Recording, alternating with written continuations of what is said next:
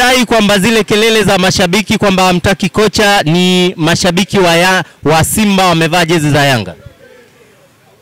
Anasema mashabiki ni wao wenye Yanga wala sio Simba. Anakuambia mmevaa jezi zao na ndio maana mnalia kwamba kocha haondoke. Mashabiki wa Simba tuna ushamba huo.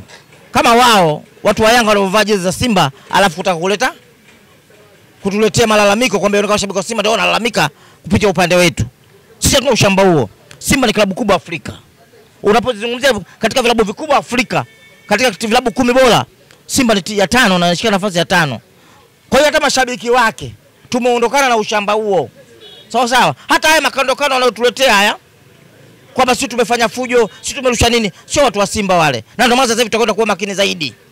Kwenda kuwa makini zaidi. Unamaanisha kwamba umakini wenu mnauweka wapi zaidi? Tunauweka zaidi tunapokwenda viwanjani sasa hivi. Ili situkute tena adhabu kama ile tukuta. Watu wa Yanga wanavaa jezi za Simba, alafu wanakuja pale, wanajaribu kufanya matukio maovu, kafu wanatufungia sisi. Na hiyo yote ni fitna. Tumeshagundua hilo. Wakitumwa hao na rais wao ili kuihujumu Simba, ili ushabiki bora.